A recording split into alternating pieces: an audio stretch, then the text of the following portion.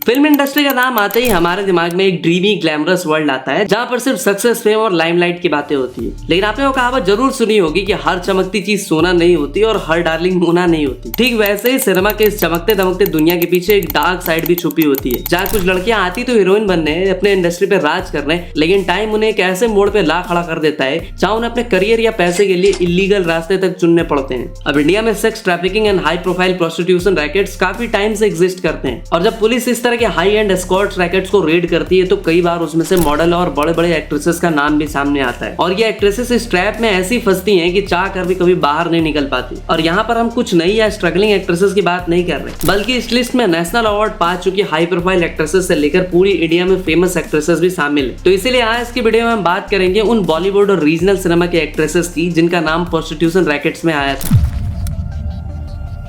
तो इस लिस्ट की सबसे पॉपुलर और शॉकिंग नेम है श्वेता बासु का। श्वेता ने अपना फिल्म डेब्यू 2002 में मकड़ी से किया था, जिसमें उन्होंने डबल रोल प्ले किया होता है। इस फिल्म के लिए उन्हें एपीजे अब्दुल कलाम जिससे national award for best child actresses भी मिला होता है। उसके बाद उन्हें टीवी सीरियल्स कहानी घर घर की और करिश्मा के ऑफर भी मिले होते हैं। 2005 में डायरेक्टर नागेश कुकुनौर ने उन्हें फिल्म इकबाल ऑफर की होती है, जिस फिल्म में वो खादिजा का रोल प्ले करती है। इस फिल्म के बाद वो हर जगह जाना माना चेहरा बन जाती है। इकबाल के लिए उन्हें 5th Karachi international film festival में बेस्ट सपोर्टिंग एक्ट्रेस का अवार्ड भी मिलता है। लेकिन 2014 में श्वेता को हैदराबाद के बंजारा हिल्स एरिया के एक लग्जरी होटल से एलिगली सेक्स रैकेट के केस में अरेस्ट कर लिया जाता है। पुलिस का कहना होता है कि उन्होंने एक रेड के दौरान श्वेता को एक बिजनेसमैन के साथ पकड़ा था, लेकिन रेड के बाद उन्हें इमीडिएटली रेस्क्यू होम भेजा जाता है, ना कि जेल, क्योंकि केस की सर्कमस्टेंसेस काफी सेंसिटिव होते हैं। ये न्यूज मीडिया में बहुत बड़ा इशू बन जाती है। हर चैनल, वेबसाइट या न्यूज़पेपर इसे ही सेंसेशनलाइज कर रहे होते हैं। कुछ लोगों ने श्वेता को ब्लेम किया होता है, जबकि कई लोग ये भी बोल रहे होते हैं कि उन्हें फोर्सफुली या मजबूरी में ऐसा करना पड़ा हो सकता है। लोगों का ये भी कहना होता है कि मीडिया ने बिना पूरी सच्चाई जाने कैरेक्टर असैसिनेशन किए।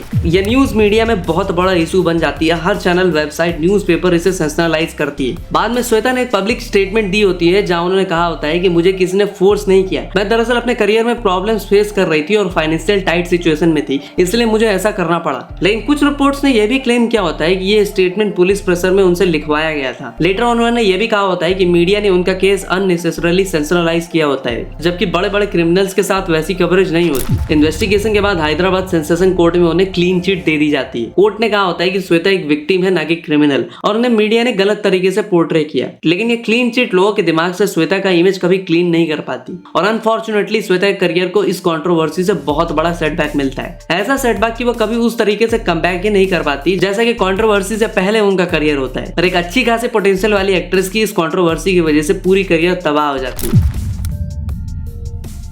चेन्नई पुलिस को इंटेलिजेंस इनपुट मिले होते हैं कि एक हाई प्रोफाइल एक्ट्रेस अपने फ्लैट से एस्कॉर्ट सर्विसेज चला रही है। यह ऑपरेशन आईडीआर एरिया के एक पॉश अपार्टमेंट में चल रहा होता है, जहां इलियट क्लाइंट्स रेगुलरली आते हैं। पुलिस ने स्टिंग ऑपरेशन के बाद उस अपार्टमेंट में रेड किया होता है। तब जाकर उन्हें पता चलता है कि वो एक्ट्रेस कोई और नहीं बल्कि भुवनेश्वरी थी। भुवनेश्वरी एक साउथ इंडियन एक्ट्रेस होती है जो कि मोस्टली तमिल एंड तेलुगु फिल्मों में आइटम नंबर, स्वैम्प रोल्स और adult content based B grade movies बनाती थी। उन्होंने टीवी सीरियल्स में भी नेगेटिव रोल्स किए होते हैं, और उनकी बोल्ड ऑन स्क्रीन इमेज के कारण वो कंट्रोवर्शियल फिगर भी बन जाती है। और उनके साथ ही यहाँ पे 2 यंग गर्ल्स को भी पकड़ा जाता है जो कि एलिगली सेक्स वर्कर के लिए यूज की जा रही होती है। इन्वेस्टिगेशन के बाद ये पता चलता है कि उन लड़कियों को मॉडलिंग और एक्टिंग ऑफर्स के नाम पे बुलाया गया होता है। पुलिस वहां से cash, client diaries, mobile call records, red card, condoms recover करती है। पुलिस ने मीडिया को बताया होता है कि एक वेल ऑर्गेनाइज्ड प्रोस्टिट्यूशन रैकेट्स होता है, जिसमें भुवनेश्वरी खुद मैडम का रोल प्ले कर रही होती है। And she was not just participating but also recruiting girls and client के साथ अपॉइंटमेंट्स भी मैनेज कर रही होती है। उनके क्लाइंट्स में बिजनेसमैन, एनआरआई और लोकल वीआईपीज भी शामिल होते हैं। बाद में उन पर इमोरल ट्रैफिकिंग एक्ट 1956 और section 370 IPC human trafficking related provisions लगते हैं, जिसके बाद उन्हें जुडिशियल कस्टडी में भेज दिया जाता है, और उनके बेल पर भी काफी ड्रामा होता है। न्यूज चैनल्स तो भुवनेश्वरी को कॉल गर्ल, किंगपिंग जैसा टैग भी देती है, और इसी रीजन से भुवनेश्वरी का इमेज कंप्लीटली टार्निश हो जाता है। टीवी और फिल्म इंडस्ट्री उन्हें ब्लैकलिस्ट कर देती है। उनका एक्टिंग करियर खत्म हो जाता है और उन्हें कोई ऑफर्स बाद में नहीं मिलते। बाद में वो एक इंटरव्यू में कहती हैं कि मुझे फंसाया गया, मीडिया ने बिना प्रूफ मुझे गिल्टी डिक्लेयर कर दिया। अब सच्चाई जो भी हो, लेकिन भुवनेश्वरी के करियर और इमेज पूरी तरह से बर्बाद हो जाती है।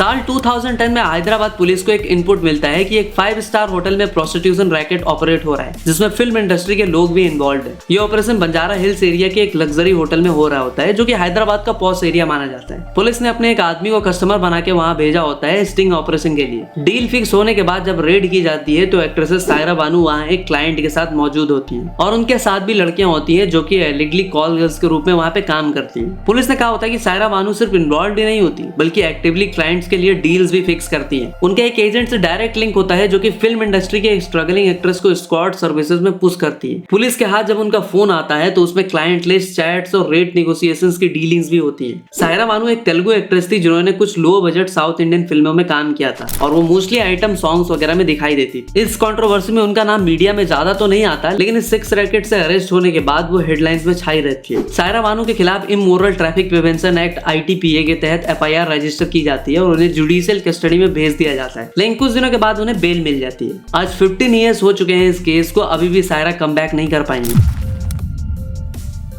सीमा की बात करें तो वो एक पॉपुलर कन्नड़ा टीवी एक्ट्रेस होती हैं जो कि लोकल सीरियल्स में काम करती हैं। उनकी एक डिसेंट फैन फॉलोइंग थी रीजनल ऑडियंस के बीच, लेकिन उनका नाम तब हेडलाइंस में आता है जब 2019 में बेंगलोर पुलिस ने एक हाई प्रोफाइल प्रोस्टिट्यूशन रैकेट को एक्सपोज किया होता है। पुलिस को एक टिप मिली होती है कि बेंगलोर के अपस्केल एरिया RR नगर में एक फ्लैट में इलीगल एस्कॉर्ट सर्विसेज चल रही है। इस टिप के बेसिस पे पुलिस वहां पे स्टिंग ऑपरेशन का प्लान करती है। एक फेक कस्टमर के जरिए कॉन्टैक्ट एस्टेब्लिश किया जाता है और डील फिक्स होने के बाद फ्लैट पे सरप्राइज रेड किया जाता है। रेड के दौरान पुलिस ने वहां सीमा को रेड हैंडेड पकड़ा होता है। उनके साथ 2 और लड़कियां भी होती है जो कि लेटर ऑन बताती है कि वो सब एक्ट्रेसेस या मॉडल्स थी जो पेड पार्टीज के नाम पे बुलाई गई थी। इनिशियल इन्वेस्टिगेशन में पता चलता है कि ये रैकेट एक एजेंट के जरिए ऑपरेट हो रहा था जो कि स्ट्रगलिंग मॉडल्स और एक्ट्रेसेस को इन्वॉल्व करता था। ये कोई ऑर्डिनरी प्रोस्टिट्यूशन रैकेट नहीं था, इसमें फिल्म और टीवी इंडस्ट्री के लोग डायरेक्टली या इनडायरेक्टली इन्वॉल्व थे। तो सीमा जैसे कई लोग ग्लैम और इंडस्ट्री के प्रेशर को झेल नहीं पाते और इलीगल शॉर्टकट्स ले लेते। इस केस में भी सीमा के अगेंस्ट सेक्शन 370 ऑफ IPC और इमोरल ट्रैफिकिंग प्रिवेंशन एक्ट के तहत केस रजिस्टर किया जाता है। उन्हें जुडिशियल कस्टडी में भेजा जाता है, लेकिन कुछ दिनों बाद उन्हें बेल मिल जाती है। इंडस्ट्री सोर्सेस के मुताबिक इस केस के बाद उनका काम लगभग बंद ही हो गया था। टीवी सीरियल से उन्हें ब्लैकलिस्ट कर दिया था। तो इस वीडियो के बाद आपको ये बात बिल्कुल समझ में आ गया होगा कि इतनी चमक धमक वाली इंडस्ट्री में काम करने वाली एक्ट्रेसेस का ये हाल है कि उन्हें पेट पालने के लिए प्रोस्टिट्यूशन यानी कि धंधा करना पड़े। तो इससे अच्छा है कि लोग ऐसी इंडस्ट्री से दूर ही रहे। फीमेल एक्टर्स का करियर स्पैन तो वैसे ही काफी कम होता है compare to a male actor. उसमें से भी ऐसे केसेस में फंसकर वो अपनी करियर और जिंदगी दोनों ही तबाह कर लेती। खैर आज की वीडियो में हम 4 एक्ट्रेसेस को ही कवर कर पाए,